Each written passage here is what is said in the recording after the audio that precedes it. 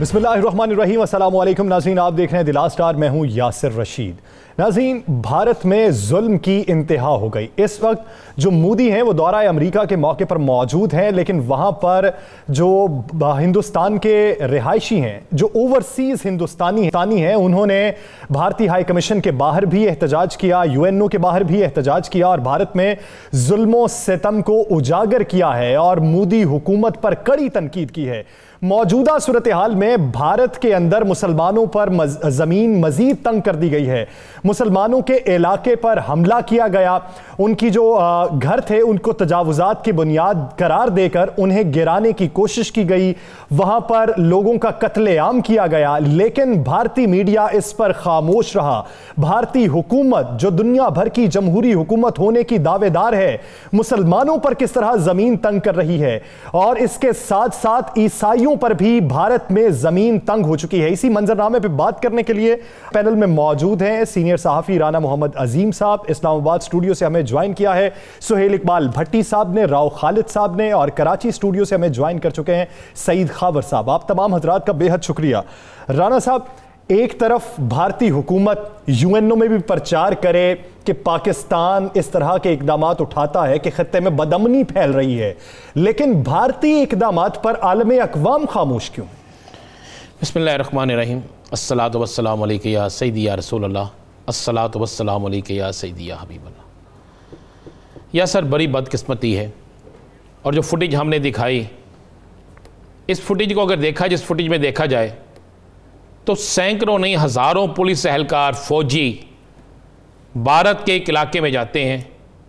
वहाँ जाकर पहले घरों को जलाया जाता है और फिर उन घरों से जो बाहर निकलते हैं उन पर गोलियां, लाठियां बरसाई जाती हैं, उन्हें मार दिया जाता है। और सितम ज़रीफ़ी देखें, मुझे तो शर्म आ रही है भारतीय मीडिया पे, और मैं कहूँगा कि शेम भारतीय मीडिया, शेम भारतीय मीडिया, शेम भारतीय मीडिया। आप ज़रा देखें कि एक कैमरामैन और एक रिपोर्टर किस तरह लाश के ऊपर छलांगे लगा रहा है, उसके ऊपर उसे बिल्कुल उसके आखिरी सांस भी ख़त्म कर रहा है। ये कैमरामैन है, ये फोटोग्राफर है, ये इंडिया के एक मारूफ चैनल का है ये, और जिसकी बड़ी तस्वीर, बड़ी स्टोरियां चलती हैं, ये उस चैनल का है। और फौज खड़ी उसे मना भी नहीं कर रही, खुद तो जुल्म कर रही है और साथ उससे भी जुल्म करवा रही है। तो फिर भारतीय मीडिया तो भारतीय मीडिया नहीं, वो नरेंद्र मोदी का जाती पालतू मीडिया है, जो वहां पर इस जुल्म को नहीं दिखाता, जो बल्कि जुल्म में बराबर का शरीक है, जो जालिम है, जो खुद वहां पे सब कुछ कर रहे हैं। छोड़ दे भारतीय फौजियों को, उन्होंने जुल्म तो करना ही था, भारतीय पुलिस को छोड़ दे, जुल्म करना है। जरा उस फुटेज को देखें, बार बार आपको नजर आए कि किस तरह ये फुटेज सोशल मीडिया पे बेइंतहा चल रही है। आप देखिए ना किस तरीके से वो एक शख्स जो बेचारा, जब घरों पे फायरिंग होती है, आग लगती है, वो घर से बाहर भाग रहा है, तो उसको पकड़ के पहले मारते हैं, एक शख्स को, एक अकेले मुसलमान को वहां में मारा जा रहा है। जब वो जिंदगी की बाजी हार गया है, जब मर के बेचारा थक गिर गया नीचे, मर चुका है, गिर चुका जमीन पे, तो उसके बाद क्या होता है कि कैमरामैन जो है वहां पे, वो क्या कर रहा है, वो कैमरामैन देखें, पहले तस्वीर बनाता है, उसके बाद वही कैमरामैन जो है नजर आ रहा है आपको स्क्रीन पे, उसके ऊपर जाके छलांगे लगा रहा है, उस मुर्दा जिस्म के ऊपर उसकी लाश की बेहुरमती कर रहा है। तो और इंटरनेशनल ह्यूमन राइट्स की तंजीमें, वो पूरी दुनिया की वो तंजीमें जो कहती थी कि हम जुल्म के खिलाफ होते हैं, पहले उन्हें कश्मीर में जुल्म नजर नहीं आया, अब उन्हें भारत में जुल्म नजर नहीं आता। 155 लोगों को शहीद किया गया है, जिसको वहां का मीडिया छुपा रहा है, और ये सारे बेचारे लोग वो हैं जिनका जुर्म ये है कि ये मुसलमान हैं। और साथ वाले हिंदुओं ने कहा जिससे ये बस्ती खाली करवाई जाए, ये बस्ती खाली करवाई गई और वहां पर हिंदुओं की आबादकारी कर दी गई, और ये लोग जो बचे कचे चंद मुसलमान कराने थे, वो बेचारे दरिया के किनारे बारिश में वहां पे बैठे हैं, एक छोटी छोटी सी झोंपड़ियां बनाकर, और उन्हें यह भी यकीन है कि वहां पर भी आ जाएंगे और कहेंगे आप हमारा पानी जो है गंदा कर रहे हैं, वो कहेंगे हमारे दरियाओं को गंदा कर रहे हैं, उनको वहां पे भी मार दिया जाएगा। लेकिन दुनिया में ना अक़वाम मुत्तहिदा को, ना दुनिया की किसी और तंजीमों को, ना दुनिया में बैठी उन कुव्वतों को जो आज अफगानिस्तान के हवाले से तो बात करती हैं, उनको ये नजर नहीं आता। आज दूसरे मुल्कों के हवाले से बात करते हैं, उनको ये नजर नहीं आता। ये इसी तरह दुनिया खामोश है, जिस तरह आपको पता है बर्मा में मुसलमानों के साथ जो होता था, और शहीद किए जाते थे, टुकड़े किए जाते थे, जलाया जाता था, इसी तरह अब असम में हो रहा है। ये वीडियो किसी और ने तो नहीं बनाई, ये वीडियो किसी और तरफ से तो नहीं आई, ये वीडियो वो है जो भारत की है, भारत के एक असम के लोगों की है, मुसलमानों की है। क्या पाकिस्तान के अंदर एक मंदिर का वाकया हुआ था, पूरी हुकूमत खड़ी हो गई थी और जिसने किया उसको सजा दी गई और उसकी तामीर की गई उस मंदिर की, आपको पता है यासर? जी जी। सारा कुछ किया गया था। और यहां पे क्या हो रहा है और इस पे कोई बोल रहा है? कोई अक़वाम मुत्तहिदा में, कोई जनरल असेंबली में, कोई दुनिया का मुल्क किसी जगह ये बात हो रही हो? इसलिए नहीं हो रही कि सारी, मुझे लगता है सारे ममालिक जो हैं वो भारत के आगे बिके हुए हैं, क्योंकि उनके मुल्कों की मसनूआत भारत के अंदर जाती हैं और शायद भारत के अंदर उनको कौन सी ऐसी सहूलत मिलती है कि उनकी ज़बानों पे ताले लग चुके हैं। कोई ह्यूमन राइट्स की तंजीम नहीं बोल रही। मैंने तो आज इंटरनेशनल यूनियन ऑफ जर्नलिस्ट को लिखा है, एक फुटी साथ भेजी है कि भारत की यूनियन से पूछा जाए, वहाँ के फेडरेशन से, कि ऐसे जर्नलिस्ट जो हैं उनका उन्होंने क्यों नहीं मुहासबा किया, उन्होंने क्यों नहीं इंस्पेक्शन लिया। मैंने आज खुद लिखा है एफजे को कि ये देखिए शर्म आती है, हमें शर्म आती है ये करते हुए। हम सहाफ़ी हैं, सहाफ़ी का ये काम ही नहीं है, फोटोग्राफर का ये काम ही नहीं जो वहाँ पे हो रहा है। या सर इससे बढ़ के और ज़्यादती हो कोई नहीं सकती और ये जुल्म की इंतहा है। और जब आप इन इश्यूज़ को लेकर फेसबुक पे जाते हैं तो फेसबुक के मामे चमचे चाचे बने हुए हैं ये भारतीय, और आपको फौरी तौर पे इस फेसबुक पे राव साहब आप क्या राय रखते हैं फेसबुक पे भारतीय मीडिया के रवैये पे, कि भारतीय मीडिया को इतना तो इल्म है कि सरीना होटल काबुल के 5वें फ्लोर के ऊपर ISI के कितने एजेंट्स बैठे हुए हैं और पंजशेर में लड़ कौन रहा है तालिबान की जगह पे, लेकिन अपने मुल्क के अंदर ही अपनी ही अवाम पे तशद्दुद और उनको मारना वो दिखाई नहीं देता। देखिए, झूठ का कारखाना है जो चल रहा है और रोज़ उसमें से झूठ के अलावा कुछ निकल नहीं रहा। मदूदे चंद जो लोग हैं, राना अयूब होगी, एक दो और लोग हैं जो वहाँ पे ब्रूटैलिटी के ऊपर लिख रहे हैं, अरुंधति राय है जैसे बड़े अरसे से लिख रही हैं। उसके अलावा तो सबको सांप सूख गया है, वो इतने या तो सहम गए हैं, डर गए हैं कि कोई, मुझे तो बज़ाहिर ये नज़र आता है क्योंकि जो एक बुनियादी तौर पे इमरान खान ने जो एक कंपैरिजन दिया था हिटलर का और मोदी का, वो अब नज़र आ रहा है, बिल्कुल वाज़ेह तौर पे आपको नज़र आ रहा है कि किस तरह से वो वहाँ पे अक़लियतों के साथ सलूक किया जा रहा है। जिस तरह नाज़ी जर्मनी में यहूदियों के साथ हो रहा था, उससे कहीं बदतर सलूक किया जा रहा है। अब कंसंट्रेशन कैंप बनेंगे तो फिर लोगों को पता चलेगा कि वाकई ये वही सारा नज़रिया है आरएसएस का, और दुनिया उसकी तारीख बताती है, आरएसएस अपनी तारीख बताती है कि वो कहाँ से चले थे और उन बुनियादी तौर पे किस मकसद के लिए सारा कुछ इस्टेब्लिश किया गया था। तो वो इस किस्म के जो काम वहाँ पे हो रहे हैं, जिस किस्म का जुल्म अक़लियतों के साथ किया जा रहा है, और एक मुसलमान तो ये अभी रिसेंटली ये भी है, कश्मीर जो जेल बनी हुई है 80 लाख मुसलमानों की, और उसके अलावा आप वहाँ पे देखें कौन सी अक़लियत है जो इनके हाथों महफूज है, चाहे क्रिश्चियंस हों चाहे छोटी ज़ात के हिंदू हों। आप आए दिन देखते हैं कि कोई छोटी ज़ात का हिंदू एक मंदिर में चला गया तो उसको इसलिए मार दिया कि तुम्हारी जरूरत कैसे हुई कि तुम मंदिर को आके नापाक करो। तो इस किस्म का वहाँ माइंडसेट मौजूद है। इंटरनेशनल कम्युनिटी की खामोशी जो है वो यकीनन बहुत मुजरिमाना किस्म की खामोशी है।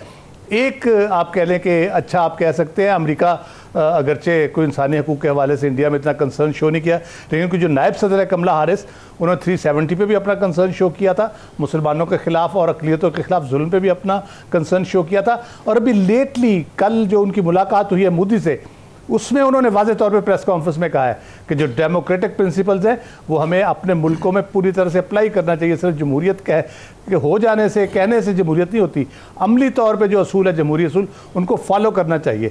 और कल से ये कोशिश हो रही है वहाँ पे इंडिया की तरफ से किसी तरह से कमला हारिस के ऑफिस से एक ट्वीट आ जाए कि असल में इंडियन जो जमहूरियत है उसके बारे में उनके ख्यालात बहुत अच्छे हैं और वो समझते हैं कि बहुत अच्छी जमहूरियत है वहाँ पे।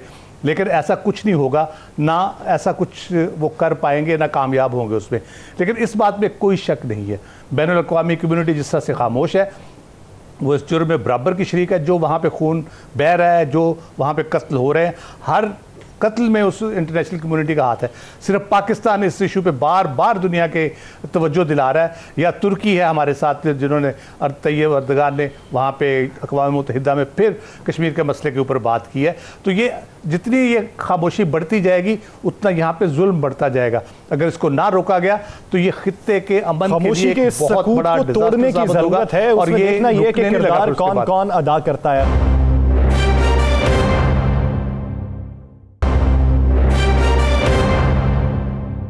खबर साहब क्या समझते हैं, जिस तरह की कमला हारिस साहिबा का जिक्र कर रहे हैं राव खालिद साहब, इसके साथ साथ यूरोपीय यूनियन का जो जस्टिस फॉर कश्मीर कमीशन है उसने भी बातचीत की जुल्म बर्बरियत के हवाले से, तो ये जो गाहे गाहे आवाज़ें उठती हैं इससे कोई फ़र्क पड़ेगा या फिर इसका एक मुनज़्ज़म प्लेटफॉर्म के ऊपर आवाज़ उठाना ज़रूरी है?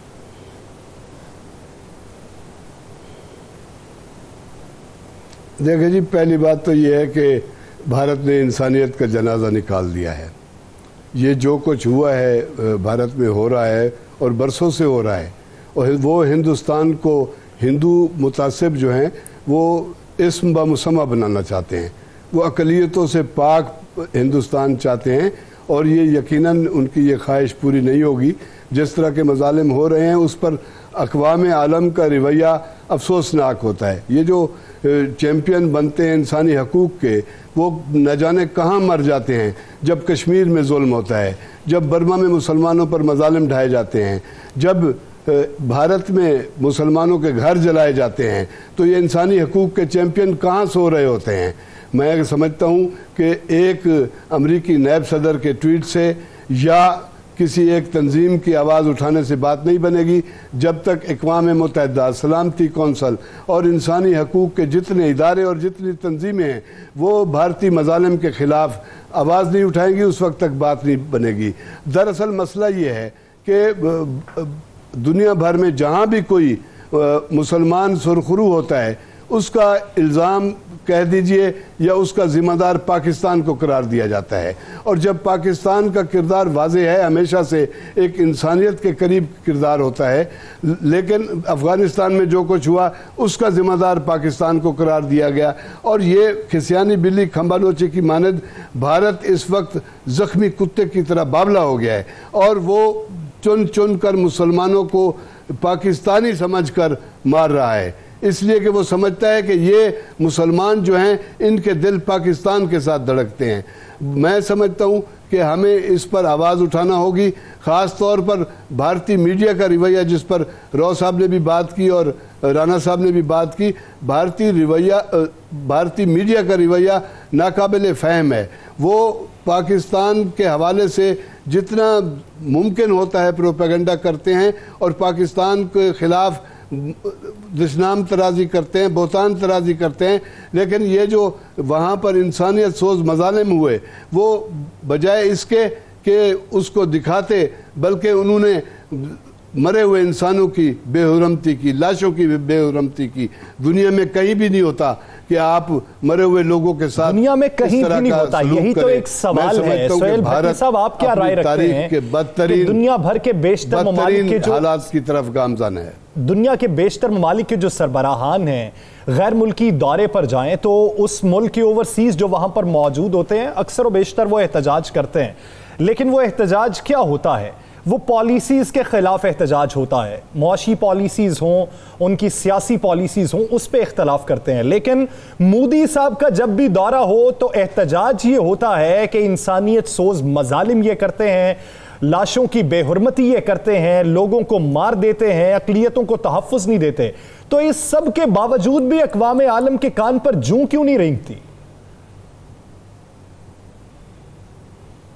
यासिर, यही सबसे बड़ा अलमिया है। अगरचे के भारत का भयानक और मकरू चेहरा दुनिया भर के सामने बेनकाब हो चुका है। भारतीय जो मीडिया के लोग हैं या उनके अपने ही लोग, वहाँ के जो मकामी लोग हैं, वो अपनी हुकूमत के और अपनी आसपास जो उनके हिंदुत्व सोच के रखने वाले लोग हैं, RSS के लोग हैं, उनके मज़ालिम की तारीख भरी पड़ी है और उसके सबूत भी मौजूद हैं। लेकिन बदकिस्मती के साथ अक़वाम आलम के दोहरे रवैये और मुनाफिकाना रवैये की वजह से ये दिन आज देखना पड़ रहा है।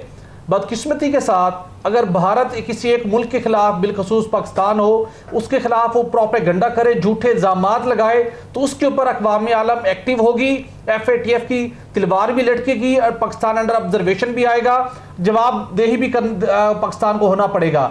दूसरी जानिब कश्मीर के अंदर जो भारत ने मज़ालिम जिस तरीके से ढाए, दुनिया भर के अंदर बेनकाब हुए, उसके बाद मुख्तलिफ इंसानी हकूक़ की तंजीमों को वहाँ पर जाने से रोका गया, अक़वाम आलम टस से मस नहीं हुई। अब भारत के अंदर अक़लियतों के ऊपर ज़िंदगी का दायरा तंग किया हुआ है मोदी ने एक तवील अरसे से, लेकिन अक़वाम आलम, NGOs और यूनाइटेड नेशन के अंदर काम करने वाली इंसानी हकूक की तंजीमें सब लंबी तान के सो रहे हैं। मसला ये है कि वो अपने आजकल की जदीद दुनिया के अंदर अपने कारोबारी मकासद को, अपने कारोबारी अहदाफ को प्रोटेक्ट करने के लिए वहां पर खामोशी इख्तियार किए बैठे हैं। ये वो मामला है जिसकी जानिब कई मरतबा प्राइम मिनिस्टर इमरान खान ने भी आलमी फोरम के ऊपर तवज्जो दिलाई। तैयब अर्दगान को भी ये क्रेडिट जाता है कि वो गाहे बगाहे आलमी फोरम्स के ऊपर इस मामले पर खुलकर बात करते हैं, दुनिया का ये जो दोहरा म्यार है उसको ख़त्म करने की बात करते हैं, लेकिन उसके ऊपर उस तरीके से डेवलपमेंट हमें होती दिखाई नहीं देती। अगर दुनिया का म्यार मेरिट और इंसाफ पर होता, अपने कारोबारी मकासद उनकी पहली तरजीह ना होते, तो जब मसला कश्मीर के ऊपर अक़वाम मुत्तहिदा ने करारदाद पास की थी तो आज उसका कोई ना कोई हल निकल चुका होना था, नहीं निकला, जिसकी वजह से मजालिम ढाए गए। तो मेरे ख्याल में सूरत हाल के अंदर अक़वाम आलिम का रवैया अपनी जगह के ऊपर, मुस्लिम ममालिक को, हमारे पास डिफरेंट प्लेटफॉर्म्स हैं, हमें मुत्तहिद होकर उन प्लेटफॉर्म के जरिए से अपनी आवाज़ बुलंद करना होगी।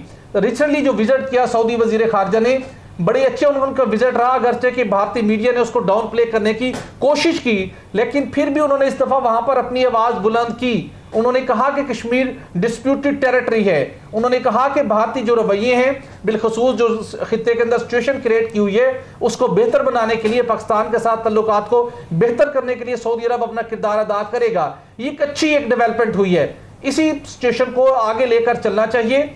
खित्ते के जितने मुस्लिम ममालिक हैं, पाकिस्तान का बड़ा सिग्निफिकेंट रोल अब वैसे भी सामने आ चुका है, और तमाम मुसलमान ममालिक को मिलकर अपने एक प्लेटफॉर्म से आवाज उठाने की जरूरत है। लेकिन हैरत आलमी फोरम्स पर होती है, ह्यूमन राइट्स वॉच कमीशन जो है उनकी रिपोर्ट्स पर होती है कि रिपोर्ट तो मंजर आम पे आती है, एक्शन नहीं होता। अक़वाम मुत्तहिदा की इंसानी हुकूक की तंजीम पे होती है, बड़े बड़े ममालिक के सरबराहान के अक़लियतों के तहफ़्फ़ुज़ के बयान पे होती है, एक्शन क्यों नहीं लिया जाता? दोहरा मायार जो अक़वाम आलम का है ये इस दुनिया को तबाह कर देगा, अखलाकियात को तबाह कर देगा। कोई पैमाना बनाने की ज़रूरत है अगर आगे बढ़ना है।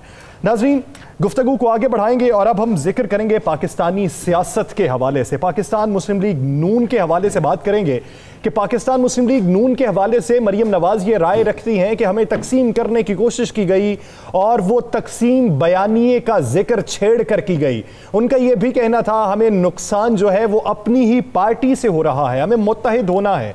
तो इस ज़िमन में उनकी हिकमत अमली अब क्या बनी है? राना साहब की तरफ बढ़ते हैं। राना साहब, नून लीग जो है वो बयानिए के इख्तलाफ से छुटकारा कब तक पालेगी? असल मेरे पास इतला ये है कि मुस्लिम लीग नून के अंदर अब ये बात बाकायदा ये बात डिस्कस होना शुरू हो गई है, और ये ओपन फोरम पे डिस्कस होना शुरू हो गया है कि हमें वोट को इज़्ज़त दो के नारे से बाहर निकलना होगा। और इस सिलसिले में सबसे ज़्यादा, मैं आपको ये बिल्कुल मुसद्दक़ा बता रहा हूँ, सबसे ज़्यादा जो इस सिलसिले में मुलाकातें और सबसे ज़्यादा जो सिलसिले में राय बदलने की कोशिश की है वो मियाँ मोहम्मद शहबाज शरीफ ने की है। मियाँ शहबाज शरीफ ने पिछले 10 से 12 दिनों में बेइंतहा आपने ऐसे अफराद से मुलाकातें की हैं अरकान असम्बली से कि जिनका असर है, जिनको मतलब कहा जा सकता है कि ये लोग अपने अपने हलकों के अलावा पार्टी के अंदर भी असर रखते हैं। और उनको ये कहा गया है कि इस बयानिए से, वोट को इज़्ज़त दो के बयानिए से हम किसी सूरत में भी अदारों के साथ अपने तल्लुकात को बेहतर नहीं रख सकते, किसी सूरत में भी हम ये नहीं कर सकते कि अदारे जो है वो हमें बहुत ज़्यादा सपोर्ट करें। और जब वोट को इज़्ज़त दो का नारा आता है तो मियाँ नवाज शरीफ ने जो कहा हुआ है, जो अहम तरीन अदारों पर तनकीद करते हैं, जो अदारों के साथ हमारी एक दूरी बनती है तो इस नारे की वजह से ज़्यादा बनती है, तो क्यों ना हम अपने कामों को आगे लेकर आए, हमने माजी में जितने काम किए हैं उसको आगे लेकर आए और ये करें कि हिकमत को वोट दो या हमारे माजी को देखते हुए वोट दो, कोई ना कोई और एहसास, एक नारा जो है, स्लोगन जो है, वोट को इज्जत दो का स्लोगन चेंज करने की बात हो। अब इस पे ये हुआ है, मेरे पास जो इतला इस पे ये हुआ है कि 15 से 16 लोग जो हैं वो आइंदा माह जो है अक्टूबर में वो कोशिश उन्होंने अप्लाई कर दिया हुआ है, अक्टूबर में वो जा सकते हैं बरतानिया। उनमें एक नाम लिया जा रहा है कि लाहौर से भी ख्वाजा साद रफ़ीक का भी, कि वो भी जा सकते हैं और वो भी जाके मियाँ नवाज शरीफ साहब जो है उन्हें कायल करने की कोशिश करेंगे कि मियाँ साहब हमें अवामी हमायत और अदारों से टकराव की सियासत ख़त्म करने के लिए, अवामी हमायत लेने के लिए हमें अपने नारे को, स्लोगन को बदलना होगा और स्लोगन को बदलने से ही हमें फ़ायदा होगा। अब मामला जो जिस तरफ चल रहा है कि उसमें कौन बंदे जाने के लिए तैयार तो हो गए हैं, मियां नवाज शरीफ साहब से जाके मिलेंगे भी, लेकिन दूसरी तरफ वो ग्रुप जो किसी सूरत में नहीं चाहते, जो बल्कि हर वक्त मियां नवाज शरीफ साहब की हाँ में हाँ मिलाते हैं और बड़े मियां साहब जो है उनको कहते हैं नहीं जी मियां साहब जो आपने कहा दुरुस्त है, वो ग्रुप भी मुतहरक हो गया है। वो चाहता है कि शहबाज शरीफ की बात जो है वो ना मानी जाए। वो चाहता है ये ग्रुप जो लंदन जा रहा है, ये जाके वहाँ जब बातें करेगा, मियाँ साहब को राज़ी करने की कोशिश करेगा, ऐसी इनको कामयाबी ना मिले। लेकिन एक चीज़ तो क्लियर हो गई है कि ये जो लाहौर में भी मीटिंगें हो रही हैं, अब उन मीटिंगों के बाद जब मीटिंग्स ख़त्म होती है, जब मियाँ नवाज शरीफ का खिताब ख़त्म हो जाता है, पूरी मीटिंग में वो रहते हैं, तो उसके बाद खुद अरकान असम्बली वहाँ पर बातें करते हैं। मैंने खुद कई ज़ुम्मेदारान से बात की, उन्होंने कहा जी हमने तो मियाँ साहब के सामने तो बोल नहीं सकते, लेकिन हमने आपस में बैठकर छोटे मियाँ साहब तक ये पैगाम पहुँचा दिया है और कि जनाब अब हमें अपने स्लोगन को चेंज करना होगा, अपने नारे को चेंज करना होगा। हमारे इलाके के लोग पूछते हैं, हमारे हलकों के लोग पूछते हैं कि भाई वोट को इज्जत दो क्या नारा हुआ, आप बताएं काम क्या किए हैं, जो काम किए हैं उन कामों की बुनियाद पर आप हमसे वोट लेते हैं, वोट को इज्जत दो की बुनियाद पर वोट तो नहीं लेते। तो आप उस तरफ आए, ये बाकायदा अब ये डिस्कस होना शुरू हो गया है। और अब देखना तो यह है कि क्या आइंदा आने वाले दिनों में मियाँ नवाज शरीफ का बयानिया या शहबाज शरीफ का बयानिया, या शहबाज शरीफ का बयानिया या नवाज शरीफ का बयानिया से हट के अब ये नया स्लोगन क्या बनता है। अगर ऐसा नहीं होगा तो मैं आपको बहुत क्लियर बता दूँ, देख लीजिएगा बिल्कुल इलेक्शन के करीब आपको नज़र आ जाएगा, पीटीआई अगर कुछ डिलीवर करना शुरू हो गई तो फिर तो बहुत पहले नज़र आ जाएगा, और अगर डिलीवर ना कर सकी तो फिर भी ये आपको बहुत हद तक नज़र आ जाएगा कि वोट को इज्जत दो का नारा जो है बहुत से अरकान असम्बली अपने पोस्टर पर, स्टिकर पर नहीं लगाएंगे। सर आप कंटोनमेंट बोर्ड के इलेक्शन देख लें पूरे पाकिस्तान के अंदर, किसी एक मुस्लिम लीग नून के उम्मीदवार ने अपने बैनर्स पर, अपने स्टिकर पर, अपने पोस्टर पर यह लिखा था? किसी एक जगह दिखा दें आप मुझे। यानी आप ये समझते हैं कि अब पुरानी जो स्ट्रेटेजी है वो तब्दील करने का वक्त आ चुका है और उस पर बहस भी चल रही है। तो नाज़रीन देखना यह है कि 2023 के इलेक्शन के लिए वोट को इज्जत दो का नारा जो स्लोगन करार दिया जा चुका है वो अब कितने अराकीन के कहने पे बैकफुट पे चला जाएगा। मजीद सियासी मंजरनामे में बात करेंगे एक शॉर्ट ब्रेक के बाद। Stay with us.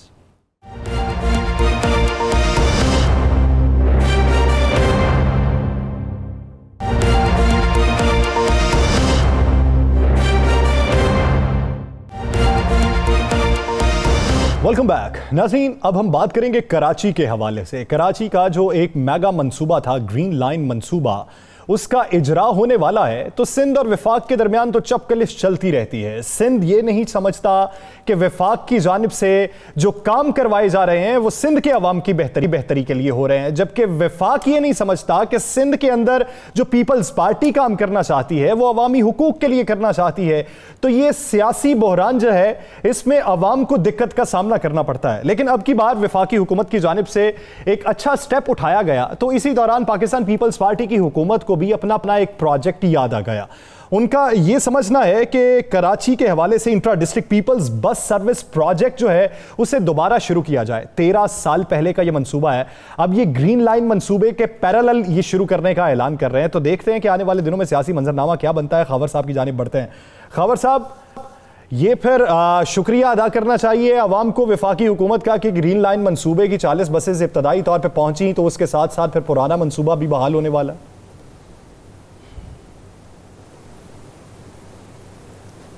अभी मेरे ख्याल में हमें शुक्रिया अदा करने में कुछ देर लगेंगे। कराची का ये पहला मास ट्रांजिट मंसूबा है जो पाए तकमील तक पहुंचने वाला है, और अभी सूरत हाल ये है कि जैसे ही वफाकी हुकूमत ने हिल किए और इस काम बसें मंगवाई हैं चीन से, 40 बसें आ गई हैं और वो सरजानी टाउन एक डिपो है इसका ग्रीन लाइन बस अड्डे का, तो वहाँ पर पहुँचा दी गई हैं।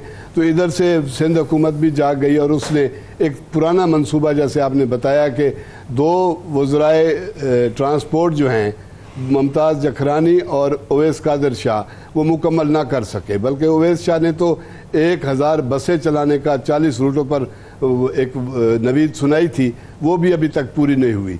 मैं समझता हूँ कि आपस की लड़ाई में वो एक सिंध का एक नुकसान हो रहा था। बड़ी अच्छी बात है कि वफाकी हुकूमत ने ये एक मंसूबा जो 2014 में मंजूर हुआ, 2016 में शुरू हुआ, 2018 में मुकम्मल होना था, 2021 में आके कुछ कराइन ज़ाहिर हुए हैं कि उस मंसूबे पर काम शुरू हो जाएगा। लेकिन मैं समझता हूँ कि ये जो मंसूबा है ये इसलिए अभी फौरी तौर पे इसकी तारीख नहीं दी जा सकेगी, क्योंकि मैंने खुद विज़िट की और आपके साथ उसकी तस्वीर भी शेयर की हैं कि सुरजानी टाउन से लेकर पुरानी नुमाइश जो कायद-ए-आज़म के मज़ार के साथ है वहाँ तक रूट मुकम्मल है, स्टेशन बन चुके हैं, लेकिन 5 साल तक वहाँ वो जो चीज़ें लगाई गई थी, बरकी जीने थे, कुछ कंप्यूटर लगाए गए थे, वो सारे चोरी हो चुके हैं या टूट चुके हैं। तो मेरे ख्याल में अभी तक वज़ीर आज़म को इस चीज़ की बात नहीं बताई गई कि ये मंसूबा ऐसा नहीं है कि हम इसको 40 बसें मंगवा कर कल शुरू कर दें।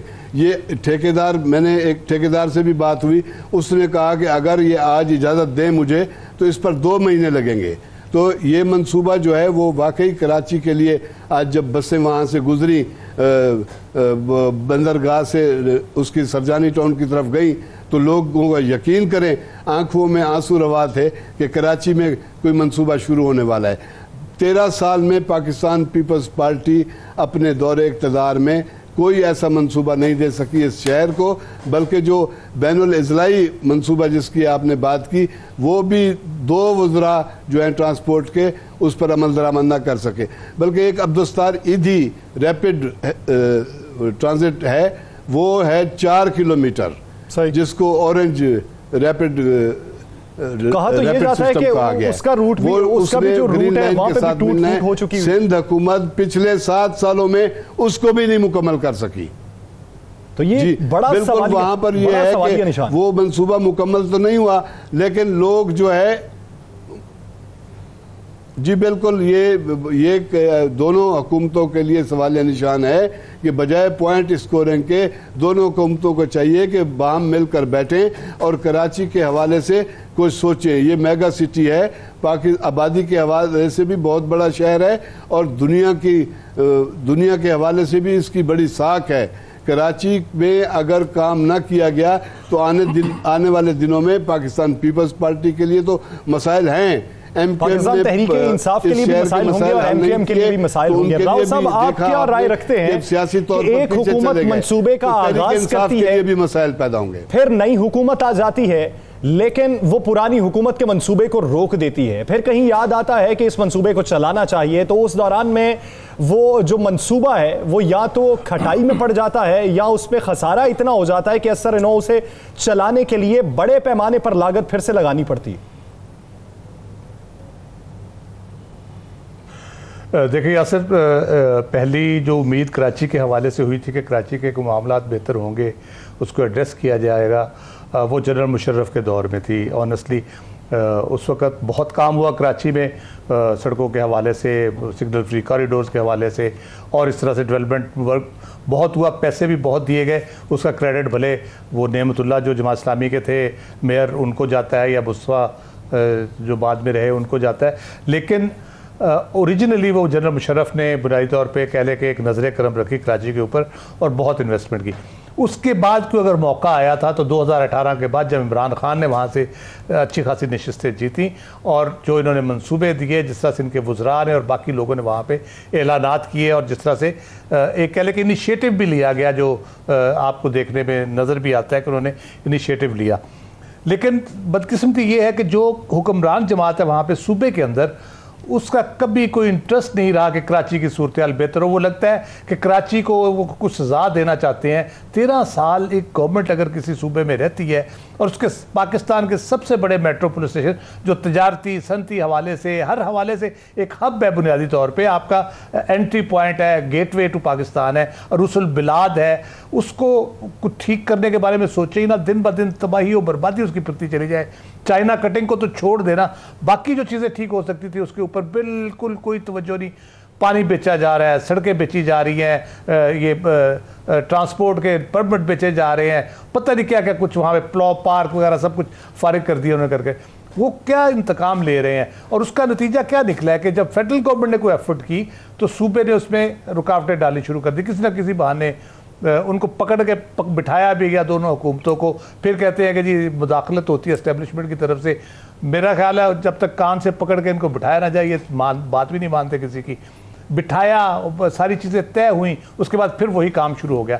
अब मुझे ये लगता है, मैं मायूस हूँ इसलिए कि अब दोनों गवर्नमेंट्स फेडरल गवर्नमेंट को पता चल गया और सिंध गवर्नमेंट ने काम नहीं करने देना। सिंध गवर्नमेंट ने तय कर लिया कि फेडरल गवर्नमेंट को यहाँ पे हमने पाँव नहीं जमाने देने और उनको अगले इलेक्शन में जीतने नहीं देना यहाँ से। तो इसलिए दोनों अब दिखावे के लिए करेंगे, जो भी करेंगे वो दिखावे के लिए करेंगे। उम्मीद करते हैं कि कम से कम दिखावे के लिए ही कर दें ताकि सिंध के आवाम का कुछ भला हो सके। नाज़रीन, आगे बढ़ेंगे और बात करेंगे पाकिस्तान में तेल और गैस पैदा करने वाली गैर मुल्की कंपनी की बड़ी कार्रवाई पकड़ी गई है। सरकारी इदारों की आंखों में धूल झोंकने की कोशिश की गई थी, जिसे पकड़ लिया गया। $118 मिलियन टैक्स अदायगी का मामला भी हुकूमत से खुफिया रखा गया है। सोहेल इकबाल भट्टी साहब की जानिब बढ़ते हैं। भट्टी साहब, आपकी स्टोरी में होशरुबा इंकशाफात हैं। ये सुनने में आ रहा है कि कंपनी के अपने ही 3 मुलाजिम हैं जिनके नाम पर 50% हिस्से रख दिए गए। जी यासिर, बिल्कुल ऐसा ही मामला है जो कि हमें सरकारी दस्तावेज मौसूल हुई, उसकी रोशनी में मजीद तहकीकात की तो ऐसे इंकशाफात सामने आए कि एक बहुत बड़ा ये मेगा स्कैंडल बनने जा रहा है। हैरानकुन तौर के ऊपर एक ऐसी कंपनी जिसका क्याम सितंबर 2020 में हुआ, जिसका नाम prime international oil and gas company है। इसके अंदर जो इसके 100% जो शेयर होल्डर्स हैं उसके अंदर 50% की शेयर होल्डिंग मिली एक हबको पावर प्लांट की जो कंपनी है उसको, और 50% शेयर उन मुलाजमीन को मिले जो ENI पाकिस्तान कंपनी है उसके मुलाजमीन थे। 3 मुलाजमीन जिनका नाम कामरान अजमल मियाँ है, मोहम्मद आसिम सुबहानी है और आसिफ मंसूर अली मूसा है। इन 3 कंपनी के मुलाजमीन के नाम के ऊपर 50% शेयर मुंतकिल किए गए। और उसके बाद देखते हैं कि अचानक 8 मार्च 2021 को ENI पाकिस्तान, जो तेल और गैस की पैदावार में इस वक्त मसरूफ़ अमल है पाकिस्तान के अंदर, वो पाकिस्तान छोड़ के जाना चाहती थी और उसने अपने जो शेयर होल्डिंग थी 50% अपने 3 मुलाजमीन के नाम के ऊपर और 50% हबको कंपनी के नाम पर मुंतकिल कर दिए।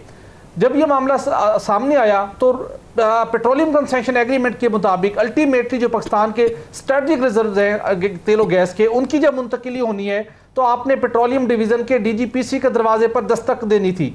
वहाँ पर गए ताकि लीगली ट्रांजैक्शन कंप्लीट हो सके। पेट्रोलियम डिवीज़न ने सारे मामले का जायज़ा लिया तो पता चला कि इस मामले के अंदर तो बहुत बड़ी एक वारदात डालने की मुबैना तौर पर कोशिश की गई है, जिसके ऊपर अब पेट्रोलियम डिवीज़न ने नोटिस लेते हुए ENI पाकिस्तान के MD को ख़त लिखा है। उनसे 6 एतराज़ात उठाते हुए उसे पूछा गया कि पहले तो आप ये बताइए कि $118 मिलियन की टैक्स लाइबिलिटी है वो आपने अदा नहीं किए और आप ENI पाकिस्तान छोड़कर जा रही है, और जो जिन लोगों के हैंड ओवर आप करके जा रहे हैं क्या वो 3 कंपनी के मुलाजमीन इस टैक्स लाइबिलिटी को अदा करने की पोजीशन में है? जवाब है नो। उसके बाद जो हबको कंपनी का उसके अंदर 50% शेयर है, क्या वो इसको टैक्स लाइबिलिटीज क्लियर करेगी? कहीं किसी के पास जवाब नहीं। और सबसे बढ़कर यह सवाल पूछा गया है कि जो 3 मुलाजमीन हैं उनके पास फंड्स के ज़राए क्या हैं? हबको के ज़राए, फंड्स के ज़राए दिए गए हैं, इन 3 मुलाजमीन के फंड्स के ज़राए नहीं दिए गए, तो वो हमें फराहम किए जाएं। उसके साथ और बहुत से मामलात हैं जिसके अंदर जो आपने एक्सप्लोरेशन है, प्रोडक्शन है, डेवलपमेंट है, ये लोग जिनका कोई तजर्बा नहीं है वो कैसे इसको हैंडल करेंगे? और सबसे बढ़कर जो इसके अंदर मामलात को गड़बड़ करने की कोशिश की गई कि जब हमने राब्ता किया, ऐसा तो नहीं है कि एक्चुअल जो मालिक था जिसने नाम अब ट्रांसफर किया वो इन 3 लोगों को सामने लाने के बाद खुद शैडो ऑनर रहना चाहता हो? यासिर, मुमकिन तौर पर हो सकता है और इसी बात की अब तहकीकात की जा रही हैं। जब मैंने कामरान अजमल मियां साहब से बात करने की कोशिश की कि इसकी तफसीलात हासिल की जाए, कितनी बड़ी ट्रांजैक्शन $16.4 मिलियन में हुई, आपके अपने ज़राए आमदन नहीं है, आपने इतनी बड़ी जिम्मेदारी कैसे ले ली? हबको जिसके पास एक्सप्लोटेशन शोबे का कोई तजर्बा नहीं है वो कैसे इसको हैंडल करेगी? उसके बाद और बहुत से मामलात हैं, सेफ्टी के मामलात हैं, हेल्थ के मामलात हैं, इन्वायरमेंटल मामलात हैं, कैसे आप इसको हैंडल करेंगे? जब उनसे पूछा गया तो उन्होंने कहा जी कि मैं अथोराइज नहीं हूं आपसे बात करने के लिए, उन्होंने मुझे मौकिफ नहीं दिया। लेकिन मेरे ज़राए का ये दावा कि अगले रोज उन्होंने पेट्रोलियम डिवीजन में जाकर उन अफसरान की सर्जनिश की कि आपने कैसे हमें लेटर लिखा, आप ये मामला मीडिया तक कैसे पहुंच गया, बजाय इसके कि आपके ऊपर उठने वाले जो संगीन सवालात हैं आप उनके जवाब दें और आप हमें दूसरे लोगों को ये तंबीह कर रहे हैं कि मामला मीडिया तक कैसे पहुंच गया। अपने आप को अंदर से साफ करना होगा। नाज़रीन, आगे बढ़ेंगे और हम बात करेंगे हुकूमत और इलेक्शन कमीशन के दरमियान हालिया जो तनाज़ा है ये कौन सा रुख इख्तियार करेगा? क्या मामला ठंडा होने की तरफ जा रहा है? राना साहब की बढ़ते हैं। राना साहब, मामला ठंडा हो जाएगा? क्या बाहमी मुशावरत जारी है? देखिए, मामला ठंडा हो जाएगा, बिल्कुल ठंडा हो जाएगा। कुछ दिन लगेंगे लेकिन मैं आपको बता दूँ, ये आप देखें ना कि हुकूमत की तरफ से कुछ टाइम मांगा गया जवाब देने के लिए, और जब टाइम मांगा जाता है जवाब देने के लिए तो उसका मतलब होता है कि सोचो विचार और कोई ना कोई दरमियान में आ चुके हैं। या सर मेरे पास इतला ये है कि हुकूमत और इलेक्शन कमीशन के दरमियान जो तनाव है इसमें कमी आना शुरू हो गई है और मज़ीद कमी आ जाएगी, और इसके लिए कुछ कुव्वतें जो है मुतहर्रक हो चुकी हैं। और मेरे पास तो ये भी इतला है कि जो कुव्वतें मुतहर्रक हो चुकी हैं उन्होंने दोनों अतराफ़ पे काफ़ी हद तक काम कर लिया है। अब मामला सब ये देखना है कि ईवीएम का क्या बने, मैं वही कहने लगा, उसी तरफ आने लगा। अब देखना यह है कि हुकूमत जो है जिस मामले पे हुकूमत स्टैंड ले रही है और जिसकी मुखालफत अपोजिशन कर रही है, इलेक्शन कमीशन उसी तरफ जा रहा है, उस मामले को किस तरह हल किया जाए कि हुकूमत जो है उसकी पोजीशन भी ख़राब ना हो और इलेक्शन कमीशन जो है वो भी अपनी साख को बचा सके। इस पर अब काम शुरू हो रहा है। मेरे पास जो इतला है कि इस ज़िम्मन में आइंदा चंद दिनों में ही कुछ अपोजिशन लीडरों की भी कुछ अहम शख्सियात से मुलाकातें होंगी, उसमें भी कुछ जो है मामला तय किए जाएंगे। और इलेक्शन कमीशन के हवाले से हुकूमत की सतह पर आप देखेंगे आइंदा आने वाले चंद दिनों में जो एक तलखी थी उसमें कमी आना शुरू हो जाएगी। वो बहुत ज़्यादा जो तल्ख जुमलों का इस्तेमाल हो रहा था, बहुत ज़्यादा जो ये कहा जा रहा था कि शायद कुछ हो जाएगा, जिस तरह सवाती साहब ने कह दिया था कि आग लगा दें, ऐसे जुमले जो होंगे, ऐसी जो चीज़ें होंगी, इसमें आहिस्ता आहिस्ता कमी आना शुरू हो जाएगी। वो जो नोटिस का जवाब दिया जाएगा वो भी नरम अल्फाज में दिया जाएगा। देखें शायद वो जवाब नरम दिया जाए या सख्त दिया जाए, लेकिन मैं आपको एक बात बता दूं, देख लीजिएगा आने वाले चंद दिनों में ये चीज़ें सामने आपके आ जाएंगी कि ये मामला तय होने जा रहे हैं। कुछ चीज़ें होती हैं जिनका इशारा किया जाता है, बताया नहीं जाता, लेकिन ये मामला जो है वो तय होने की तरफ जा रहे हैं। और इस ज़िमन में जो लोग मुतहर्रक थे, जो लोग पहले नहीं मुतहर्रक थे, अब वो मुतहर्रक हो चुके हैं और बहुत सा काम हो भी चुका है और बहुत सा काम हो भी जाएगा। कुछ टाइम ज़रूर लगेगा। एकदम चीज़ें ख़त्म अगर हो जाती तो शायद उस पर फिर बहुत सी कुव्वतें जो हैं, बहुत सी सियासी कुव्वतें वो चीखना शुरू कर देती कि फ़लाँ शख्स ने फ़लाँ कर दिया, फ़लाँ शख्स ने फ़लाँ कर दिया। लेकिन ये बात बड़ी क्लियर है कि अब ये तनाज़ा ख़त्म होने की तरफ जा रहा है, और जब ये तनाज़ा ख़त्म होने की तरफ जाएगा तो फिर इलेक्शन कमीशन को लिखा ख़त का जवाब, उसके भेजे हुए लेटर का जवाब या उसके भेजी हुई वार्निंग का जवाब, वो भी किस तरीके से उसको हल किया जाता है, उसमें फ़िक्रें किस तरीके से कौन से डाले जाती हैं, कोई कानूनी ऐसा रास्ता निकाल लिया जाता है कि शायद जवाब तक नौबत ही ना पहुंचे, कोई और ऐसी पिटीशन दरमियान में हो जाती है कि जिस पे हो कि इलेक्शन कमीशन सिर्फ अदालत से रजू कर सकता, हद तक इज्जत के दावा, बस ऐसी चीज़ें जो है बीच में से निकल आएंगी। कोई ना कोई रास्ता जो है ना या सर वो निकल आएगा, इसके लिए काम शुरू हो गया हुआ है। कोई ना कोई रास्ता दरमियानी निकल आएगा। अगर ये जो इस वक्त तलखी है इसमें कुछ कमी वाक़ई होती है तो ये आइंदा आम इंतखाबात के लिए भी नेक शगुन साबित होगी और बेहतरी का फैसला किया जा सकेगा। नाजरीन, दीगर इश्यूज़ पे बात करेंगे एक शॉर्ट ब्रेक के बाद। Stay with us.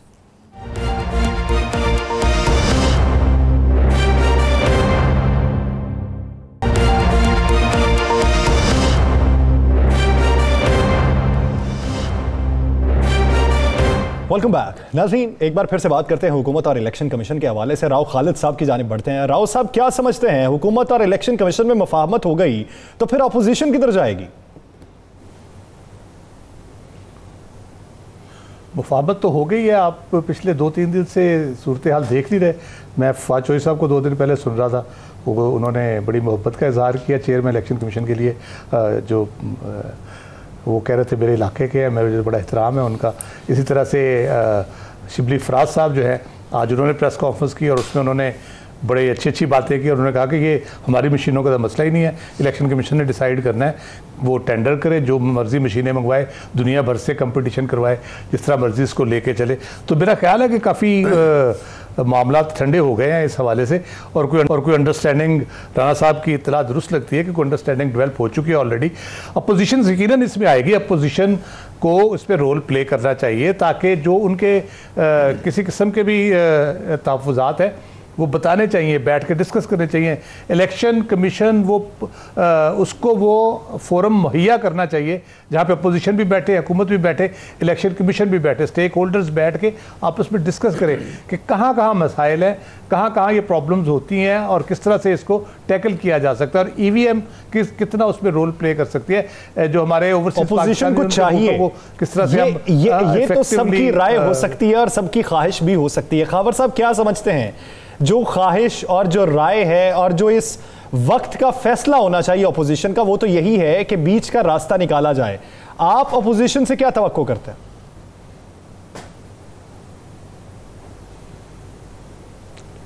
देखिए यासिर, ये जो इलेक्शन कमीशन होता है ना, ये मुल्कों में, रियासतों में सियासत और जमहूरियत का निगरान इदारा होता है।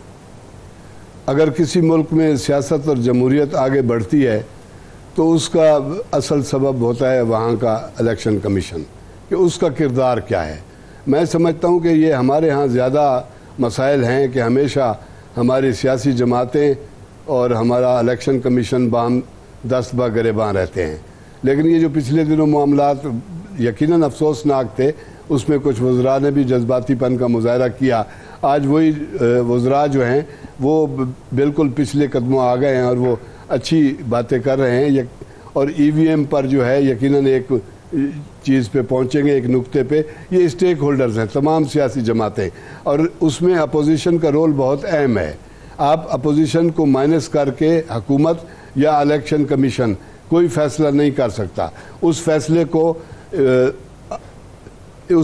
को जो है वो कुली इत्तफाक नहीं होगा, क्योंकि जब तक अपोजिशन साथ नहीं बैठेगी ईवीएम के मसले पर, दूसरे मसाइल हैं, बल्दियाती इलेक्शन है, उस पर इख्तलाफात हैं, ये सारी चीज़ें, और इसके मैनेज अगर बैठकर अपोजिशन, हुकूमत, ये सारे बैठकर हल करेंगे तो उसके नतीजे अच्छे बरामद होंगे। और पाकिस्तान में आने वाले जो इंतखाबात होंगे वो बल्दियाती हों या जनरल इलेक्शन, उनके नतीजे हल निकालना चाहिए। भट्टी साहब, छोटी सी राय, क्या समझते हैं आने वाला इलेक्शन ईवीएम के जरिए होगा या आरटीएस के जरिए? सोर्सेज क्या कहते हैं आपके? देखिए, ईवीएम के लिए बहुत सा टेक्निकल काम होना बाकी है, बहुत से उसके ऊपर कंसर्न है, टेक्निकली और कानूनी बहुत से पहलुओं का जायजा लेना अभी बाकी है। मेरा नहीं ख्याल कि इस दफ़ा पूरे मुल्क के अंदर इलेक्शन ईवीएम पर हो सके। पायलट प्रोजेक्ट यकीन तौर पर शुरू हो सकते हैं, और 2015 में सुप्रीम कोर्ट ने भी यही तरीका सजेस्ट किया था कि आप मरलावार पहले ज़िमनी इलेक्शन में जाएं, पायलट प्रोजेक्ट शुरू करें, जिसके ऊपर तमाम स्टेक होल्डर्स का इसके ऊपर एतमाद बन जाए, टेस्टेड सिस्टम हो, फिर आपको आगे बढ़ना चाहिए। और रिसेंटली एफबीआर के सिस्टम के ऊपर एक बहुत बुरा अटैक हुआ, तकरीबन 800 में से 400 साढ़े 400 मशीनें हैक कर ली गई, तो उसने भी बहुत से सवालात खड़े किए हैं। लेकिन अच्छी बात यह है कि अब हुकूमत जो पहले एक साइड पे थी, अपोजिशन दूसरी साइड पे थी, अब दोनों मिल बैठ के इस मामले को हल करने को तैयार दिखाई देते हैं। इलेक्शन कमीशन ऑफ पाकिस्तान का भी ये कंसर्न था, वो ये समझते हैं कि जिस टेक्नोलॉजी के ऊपर उनका एतमाद हो, जिस सिस्टम को लेकर उन्होंने चलना है, जो उनकी आईनी जिम्मेदारी है, जिसमें बेहतर तरीके से वो पूरी कर सके, वो सिस्टम आगे चलना चाहिए। यानी आप ये समझते हैं कि इस वक्त ऑपोजिशन और हुकूमत एक पेज पर हो जाएंगे, ईवीएम को लेकर और इंतखाबी इस्लाहात पे बातचीत हो सकती है। नाज़रीन, आगे बढ़ेंगे और बात करेंगे नवाज शरीफ वैक्सीनेशन स्कैंडल के हवाले से, जिसके कुछ मजीद हकाइक जो हैं वो मंजर आम पे आए हैं। इसमें किरदार कौन से मुलव्वस थे, हम इस पे कल तफसीली गुफ्तगू कर चुके हैं कि किरदार कौन से थे। लेकिन अब इस केस में पेशरफ्त क्या सामने आई है, आने वाले दिनों में इस तरह के केसेस से बचाव के लिए हुकूमत क्या प्लानिंग कर रही है? राना साहब की तरफ बढ़ते हैं। राना साहब, कल की जो आपकी खबर थी उसके तो ज़बाने ज़द-ए-आम चर्चे हैं आज तक, तो अब नई डेवलपमेंट क्या है कि जिससे केस जो है वो सनसनीखेज होता दिखाई दे? देखिए यासर, आज आपको एक मज़े वाली बात बताएं। हुकूमत की बनाई हुई कमेटी और लाहौर पुलिस मुल्तज़िम जो थाना था जिसने एफआईआर दर्ज की, और कमेटी जिसने रिपोर्ट बनाई, दोनों हुकूमत को मामू बना गए। ये इसी तरह आज हुआ है जिस तरह लाहौर में आज एक और वाक़या हुआ कि ऐसे गार्डन में पोलियो टीम पे हमला हुआ, वज़ीर आला ने एक्शन लिया, गार्ड पकड़ लिया, असल मुलज़म छोड़ दिए। इसी तरह इस केस में ये हुआ कि देखें क्या खूबसूरती से एक एफआईआर दर्ज हुई है। एफआईआर के आपके सामने किसी ने नहीं पूछा, कोई नहीं इसमें डिस्कस कर रहा कि नवाज शरीफ के शनाख्ती कार्ड का नंबर कहाँ से आया। एक शख्स जिसका नाम लिया जा, जो आज इंक्वायरी कमेटी में हमने तो कल ही बता दिया था इंक्वायरी से पहले, आज इसका नाम लिया जा रहा है नवीद, कि जनाब नवीद जो है उसने एक लिखाया कि जनाब ये एक शनाख्ती कार्ड है, इसके ऊपर इसकी एंट्री करो, और आदल जो है उसने आगे अबुल हसन को कहा और उसने फिर एंट्री कर दी। अब नवीद जो है 9 माह हो गए नवीद को पाकिस्तान से गए हुए। सुभान अल्लाह। मुझे एक बात बताएं, अगर नवाज शरीफ साहब को लंदन बैठे वैक्सीन लग सकती है तो बाहर बैठे शख्स जो है वो शनाख्ती कार्ड का नंबर, मैं इसी तरह अब नवीद यहाँ पे है नहीं, अब मेन मुद्दा डाल दिया गया कि नवीद मुल्ज़म है जी, उसने शनाख्ती कार्ड का नंबर दिया, उसके बाद ये फलां शख्स जो है उसने फलां को दिया, फलां ने फलां को दिया, और जनाब ये हमसे गलती होगी। अब कौन जाएगा नवीद को बाहर लेने जी? पहले नवीद को बाहर से पकड़ के लाएं, फिर उससे पकड़ के तफ्तीश करें कि नवीद साहब ये शनाख्ती कार्ड नंबर कहाँ से आया। और भाई खुदा के बंदों, नवीद का ये फ़ोन आप मैंने नंबर बोल दिया को चेक कर ले। इस इवेंट वाले दिन सुबह 9 बजे से के बाद ये बंद हो जाता है, प्लानिंग के तहत बंद होता है। नवीद से ये काम करवाया जाता है। नवीद भी मुस्लिम लीग नून का कारकुन है, शादबाग में उसकी रहायश है। अच्छा, मज़े वाली बात जो बड़ा स्कैंड, आपको एक और बड़ी खबर दे दूँ साहब, आज भी उस हॉस्पिटल का जितना IT का सिस्टम है, जितना कैमरों का सिस्टम है, वो नवीद के मोबाइल पे है। नवीद कुछ ना होते हुए भी इस अस्पताल में सब कुछ था। ना वो सरकारी मुलाजम है, ना इस अस्पताल का मुलाजम था, लेकिन इस अस्पताल की तैनातियों से लेकर मौतलियां, यहाँ पर ठेकों से लेकर दीगर मामला वो करता था और पूरा स्टाफ उसके साथ होता था। अब सारा जब इन्वेस्टिगेशन हुई तो इन्वेस्टिगेशन में जहाँ नवीद का एक नाम डाल दिया गया। अब नवीद का नाम तो डाल दिया गया, क्या किसी ने चेक किया कि जिस शख्स ने कहा मुझे नवीद की कॉल आई, उसके मोबाइल का डाटा लिया? नहीं लिया गया।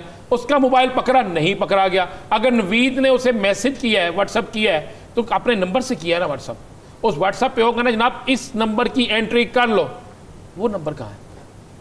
कमाल से कमाल बेहतरीन तरीके से एक ऐसी रिपोर्ट तैयार की गई। मैं जिस तरह कह रहा हूँ कि आज सुबह में हंस रहा था कि वज़ीर आला पंजाब के एक्शन पे, पोलियो टीम पर हमला, वज़ीर आला पंजाब का एक्शन, फौरी तौर पर मुलज़म को गिरफ्तार किया जाए। पुलिस ने क्या किया? ना हमले की दफात लगाई, ना पोलियो टीम पर कुछ और लगाई, FIR दर्ज की। DPO शेखुपुरा जो है उसने मेहरबानी की, असल मुलज़मों को निकाल दिया और बाकी पकड़े गए। वज़ीर आला का हुक्म पे अमल हो गया। इसी तरह वज़ीर आला के ये भी हुक्म था जिसकी पूरी दुनिया के अंदर जंग हंसाई हुई, और वज़ीर आला साहब के हुक्म पे जो इंक्वायरी हुई है। क्या MS भी मुलव्वस थे इसमें? नहीं। अच्छा, मज़े वाली बात यह है इस पूरी टीम में MS जो है उसका कसूर यह ज़रूर था कि उसने एक टेक्नीशियन जो है, एक चौकीदार जो है, उसको बिठा दिया वहाँ पे। लेकिन ये किसी ने नहीं देखा कि मेरे पास नाम और वो कॉपी मौजूद है कि वहाँ पर करोड़ों रुपए की करप्शन के इल्ज़ाम में मुअत्तल होने वाले लोग अब भी ड्यूटी दे रहे हैं, क्योंकि उस हॉस्पिटल का नाम है नवाज शरीफ अस्पताल। और ये प्लानिंग थी इमरान खान की हुकूमत को पूरी दुनिया के अंदर रुसवा कराने की, पूरी प्लानिंग थी। इस पर क्यों नहीं अभी तक उस पूरी रिपोर्ट में क्यों नहीं लिखा गया? ये हमारे सामने रिपोर्ट चल रही है, इस पर क्यों नहीं लिखा गया कि ये नवाज शरीफ का शनाख्ती कार्ड नंबर कहाँ से आया? चले नंबर मान लें जी नवीद ने भेजा, उस बंदे के मोबाइल पे जिसने कहा मैंने चिट बना के भेजी, वो क्यों नहीं पकड़ा गया?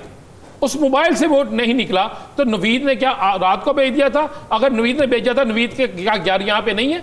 क्या नवीद को इंटरपोल के जरिए नहीं बुलाया जा सकता? क्या नवीद के घर FIR तो हो गई, यानी नुमाइशी इस वक्त एक कार्रवाई हो चुकी है, लेकिन अभी मजीद हकायक माम पे जिस तरीके से राना साहब लेके आए, इस तरह अभी मजीद और भी हकायक आएंगे तो फिर असल मंजरनामा वज़ा हो सकेगा। नाज़रीन, दिला स्टार से मुझे और तमाम मेहमान गिरामी को दीजिए इजाज़त। अल्लाह ने के बाद।